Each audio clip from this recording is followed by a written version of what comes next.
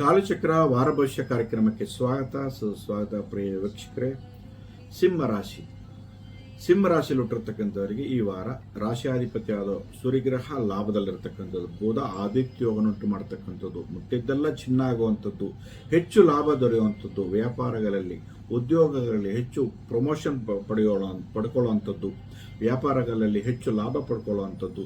ಈ ವಾರದಲ್ಲಿ ಖಂಡಿತವಾಗಲೂ ಕೂಡ ವ್ಯಾಪಾರಗಳಲ್ಲಿ ನಷ್ಟ ಅನ್ನೋದೇ ಇರೋದಿಲ್ಲ.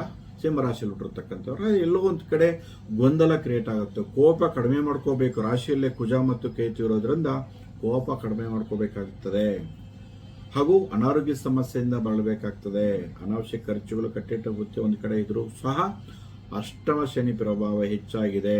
ಕೆಲವರು ಶನಿಕ್ಕಿಂತ ಅಷ್ಟಮ ಶನಿ ಪ್ರಭಾವ ಹೆಚ್ಚಾಗಿರುತ್ತೆ. ಸೊ ಸಿಂಹರಾಶಿಯಲ್ಲಿ ಹುಟ್ಟಿರ್ತಕ್ಕಂಥವರಿಗೆ ಖಂಡಿತವಾಗ್ಲೂ ಕೂಡ ಶನಿಶಾಂತಿ ತಪ್ಪದೆ ಶನಿಶಾಂತಿ ಮಾಡ್ತಾ ಇರಬೇಕು. ಓಂ ಶಂ ಶನೀಶ್ವರಾಯ ನಮಃ ಅಂತಕ್ಕಂಥ ಮಂತ್ರಗಳು ಪಠಣೆ ಮಾಡ್ತಾ ಇರಬೇಕು. ಸಿಂಹರಾಶಿಯಲ್ಲಿ ಹುಟ್ಟಿರ್ತಕ್ಕಂಥವ್ರು ಸೂರ್ಯ ನಮಸ್ಕಾರ ಮಾಡಿ ಖಂಡಿತವಾಗ್ಲೂ ಕೂಡ ಸಿಂಹರಾಶಿಯಲ್ಲಿ ಹುಟ್ಟಿರ್ತಕ್ಕಂಥವರಿಗೆ ಖಂಡಿತವಾಗ್ಲೂ ಕೂಡ ಶುಕ್ರವಾರ ಶನಿವಾರ ತುಂಬಾ ಅಂದರೆ ತುಂಬ ಹುಷಾರಾಗಿರಬೇಕು. ಸಿಂಹರಾಶಿಯಲ್ಲಿ ಹುಟ್ಟಿರ್ತಕ್ಕಂಥವ್ರಿಗೆ ತಾಳ್ಮೆಯಿಂದ ಇರಬೇಕು. ಮೆಡಿಟೇಷನ್ ಮಾಡೋದು ತುಂಬ ಒಳ್ಳೆಯದು. ಹಾಗೂ ಧ್ಯಾನ ಮಾಡೋದು ತುಂಬ ಒಳ್ಳೆಯದು.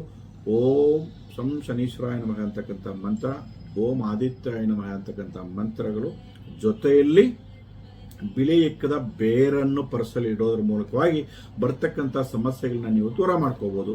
ಹಾಗೂ ಸಿಂಹರಾಶಿಯಲ್ಲಿ ಹುಟ್ಟಿರ್ತಕ್ಕಂಥವರಿಗೆ ತಂದೆಯಿಂದ ಅನುಕೂಲ.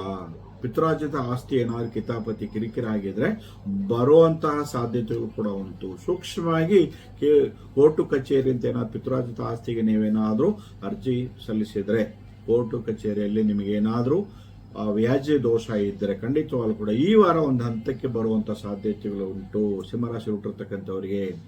ಸೊ ಖಂಡಿತವಾಗ್ಲೂ ಕೂಡ ಈ ವಾರದಲ್ಲಿ ಪೂರ್ತಿ ನಿಮಗೆ 1, 2, 3, 5, 6ರ ಸಂಖ್ಯೆ ತುಂಬಾ ಅನುಕೂಲ ತಂದು ಕೊಡುವಂತ ಒಂದು ವಾರವಾಗಿರುತ್ತೆ ಸಿಂಹರಾಶಿಯಲ್ಲಿ ಹುಟ್ಟಿರ್ತಕ್ಕಂಥವ್ರಿಗೆ. ಹಾಗೇನೆ ನಿಮಗೆ ಪಿಂಕ್, ಯೆಲ್ಲೋ, ಆರೆಂಜ್, ವೈಲೆಟ್ ಹಾಗೂ ಬಿಳಿ, ಐವರಿ ಬಣ್ಣಗಳು ನಿಮಗೆ ತುಂಬಾ ಅದೃಷ್ಟ ತಂದು ಕೊಡುವಂತ ಒಂದು ವಾರವಾಗಿರುತ್ತೆ. ಬಿಳಿ ಎಕ್ಕದ ಬೇರನ್ನು ಅದನ್ನ ತೆಗೆದು ಹಳದಿ ದಾರವನ್ನು ಸುತ್ತಿ ಪರ್ಸಲ್ಲಿ ಇಡೋದ್ರ ಮೂಲಕವಾಗಿ ಬರ್ತಕ್ಕಂಥ ಸಮಸ್ಯೆಗಳನ್ನ ನೀವು ದೂರ ಮಾಡ್ಕೋಬಹುದು. ಸಿಂಹರಾಶಿಯಲ್ಲಿ ಹುಟ್ಟಿರ್ತಕ್ಕಂಥವ್ರಿಗೆ ತಪ್ಪದೆ ಮತ್ತೊಮ್ಮೆ ಮಗದೊಮ್ಮೆ ಓಂ ಶಂ ಶನೀಶ್ವರಾಯ ನಮಃ ಅಂತಕ್ಕಂಥ ಮಂತ್ರಗಳು ಸದಾಕಾಲ ಪಠನೆ ಮಾಡ್ಕೊಂಬನ್ನಿ. ಆಂಜನೇಯ ಮತ್ತು ಶ್ರೀನಿವಾಸ ದೇವಸ್ಥಾನಕ್ಕೆ ಹೋಗಿ ದರ್ಶನ ಮಾಡ್ಕೊಂಬನ್ನಿ. ಹಾಗೂ ಕರಿ ಎಳ್ಳನ್ನ ತಪ್ಪದೆ ಸೇವನೆ ಮಾಡ್ಕೊಂಬನ್ನಿ. ಸೊ ಶುಭವಾಗಲಿ. ಸಿಂಹರಾಶಿಯಲ್ಲಿ ಹುಟ್ಟಿರ್ತಕ್ಕಂಥವರಿಗೆ ಒಳ್ಳೆಯದಾಗಲಿ.